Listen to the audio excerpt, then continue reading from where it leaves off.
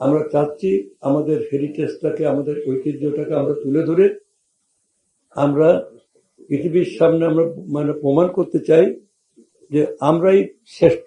শুধু পর্যটন নিয়ে অনেক দেশ, ক্ষুদ্র ক্ষুদ্র দেশ, তারা কিন্তু পৃথিবীতে এখন মাথা তুলে দাঁড়িয়েছে। আমাদের মাননীয় প্রধানমন্ত্রী তারেক রহমানের নেতৃত্বে আমরা একটি নতুন যুগের সূচনা করতে যাচ্ছি।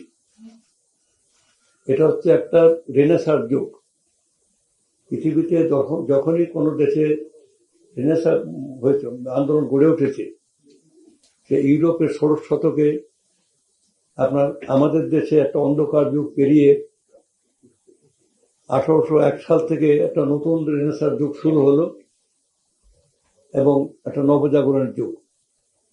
আমরা মনে করি আমাদের একটা গভীর জমাট বাঁধা অন্ধকারের তমসাচ্ছন্ন ছিল আমাদের এই দেশ, এবং সেই অন্ধকার পেরিয়ে, এবং সেটা স্থায়ী ছিল প্রায় 20-22 বছর যাবৎ। আমরা একটি নতুন যুগের পদার্পণ করছি।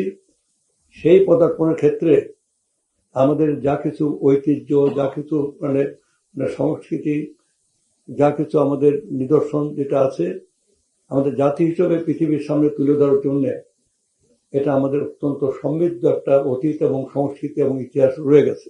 আমরা শুধু এইটুকু বলতে চাই যে আমাদের ঐতিহ্য হাজার হাজার বছরের আগে আমরা যে নিদর্শনগুলো পেয়েছি, শালবন বিহারে, মহাত্মানগড়ে, এটা খ্রিস্টের জন্মের 3,500-4,000 বছর আগে। এবং অতি সম্প্রতি একটা প্রত্নতত্ত্ব গবেষক, তিনি আমাদের মাগুরা জেলার একটা অঞ্চলে তিনি আবিষ্কার করেছেন যে এখানে একটা প্রাচীন নগরী এখানে আবিষ্কৃত হচ্ছে, এবং এইটা আবিষ্কৃত হবে। সেখানে যে উনি নিদর্শন পেয়েছেন সেটা মহাস্থানগড় থেকে আরো অন্যান্য জায়গার থেকে সমৃদ্ধ, এবং সেটা অন্তত খ্রিস্টের জন্মের 5,500 বছর আগে। তাহলে এখন তো 7,500 বছর আগে।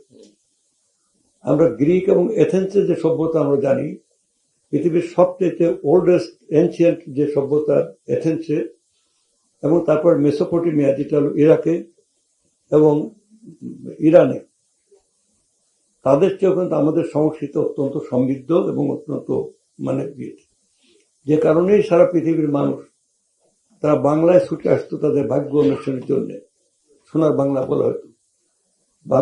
এই যে আমাদের দেশের মুসলিম, আমাদের দেশের যে অন্য যে কারুশিল্প, এখানে গহনা, এবং পরবর্তী সময় যে বর্তমানে যে আমাদের ইউনেস্কোর কি বলে যে তালিকাভুক্ত হয়েছে আমাদের টাঙ্গাইলের শাড়ি, এটা অসাধারণ, পৃথিবীতে বিখ্যাত। তা শুধু পর্যটন নিয়ে অনেক দেশ, ক্ষুদ্র ক্ষুদ্র দেশ, তারা কিন্তু পৃথিবীতে এখন মাথা তুলে দাঁড়িয়েছে।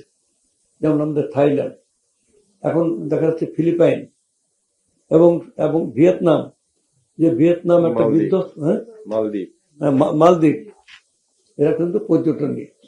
আমাদের পর্যটন এবং আমাদের সংস্কৃতি বিষয়ক মন্ত্রণালয়ের যে অঙ্গাঙ্গী ভাবে যে আমরা জড়িত রয়েছি, আমরা চাচ্ছি আমাদের হেরিটেজটাকে, আমাদের ঐতিহ্যটাকে আমরা তুলে ধরে আমরা পৃথিবীর সামনে আমরা প্রমাণ করতে চাই যে আমরাই শ্রেষ্ঠ।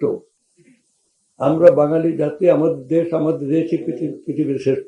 দেশটা আমাদের সবারই, আপনাদের, আমাদের গ্রামের কৃষকদের, শ্রমিকদের, আমাদের তাঁতি নাপিত ধোপা সবারই দেশ।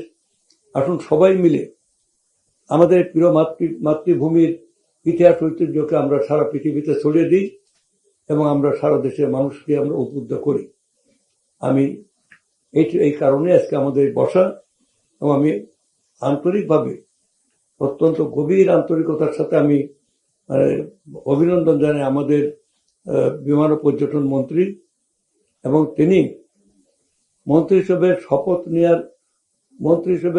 নেওয়ার ঠিক সেকেন্ড ডেতে, গতকাল উনি এসছেন, অফিস করেছেন, আজকে সেকেন্ড ডেতে উনি আমাদের এখানে এসছেন।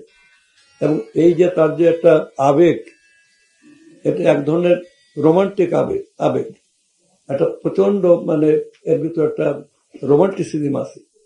যে আমরাই করব জয়, করব নিশ্চয়। এবং সেই আবেগ থেকে উনি আমাদের এখানে এসছেন এবং আমরাও এটা নিয়ে ভাবছিলাম এবং এই দুই ভাবনা একটা কয়েনসাইড হয়েছে, সেই জন্য আমরা এগিয়ে যাব।